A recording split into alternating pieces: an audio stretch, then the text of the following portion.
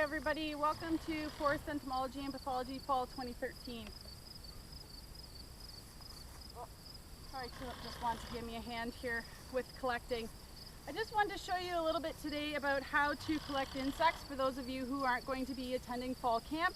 I will be away the first week at fall camp, so that is why you are viewing this video. First, I just would like to show you how to collect insects using the basic insect net. These are available for sign out in the Bio Commons for the first week of class. They will be a 2-hour sign out. So I would recommend working with a partner or in a group of 3 to help maximize your time, especially if it's a sunny day. If we have a lot of rainy days in a row, it might be difficult to collect 5 insects. So if you work in groups on one sunny day, you should have no problem collecting 5 each. There will be containers. Every student will get 5 of these containers. They're urine sample bottles without a broken seal.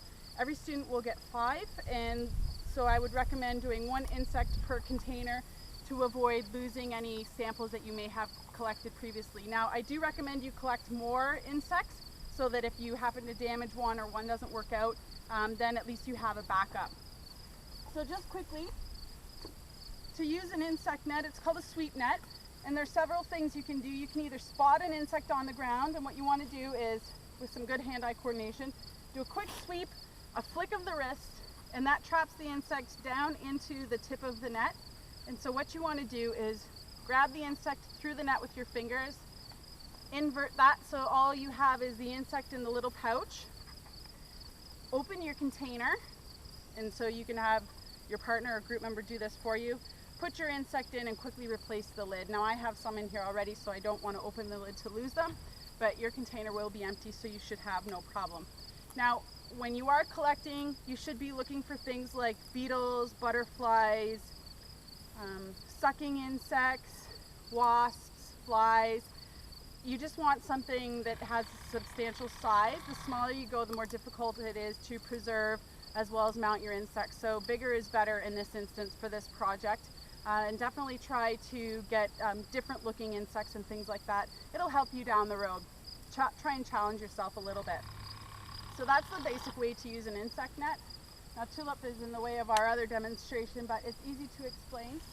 This is a Malaise net, and it's just thin black netting on the bottom, white netting on top, and it basically stops insects from flying through. So you want to put it in an area that is a transition zone.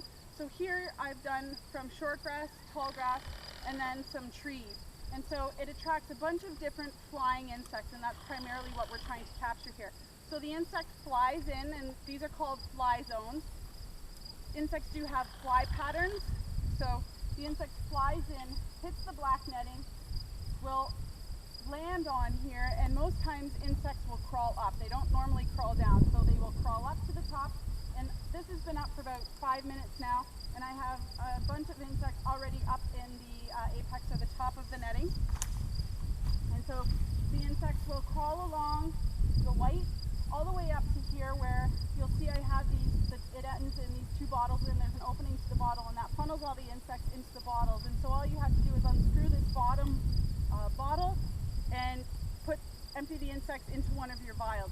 So by checking this every couple days, you'll probably be able to collect all of your 5 insects. However, you might not get a huge variety. So you might want to do some sweep netting and or just looking on the ground. You can probably find a lot of beetles at this time of year, or other sucking insects climbing on plant foliage around just about anywhere. I would advise against soft-bodied insects, so caterpillars and larvae at this time, just because they're difficult to preserve, and it's very difficult to ID them when they're larvae down to genus and species.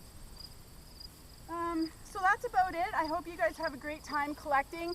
Remember to start early. If we get into a stretch of bad weather, sometimes the insects don't move as much as we'd like them to. The other thing I'd like to remind you all about is getting this is the lab manual for the first 7 weeks of class. It's the Peterson's Field Guide to Insects. This is a must by week 3, so you have a couple weeks to get your hands on it. It's sold in the bookstore for about $18 to $20. It's a good bang for your buck, has a ton of information.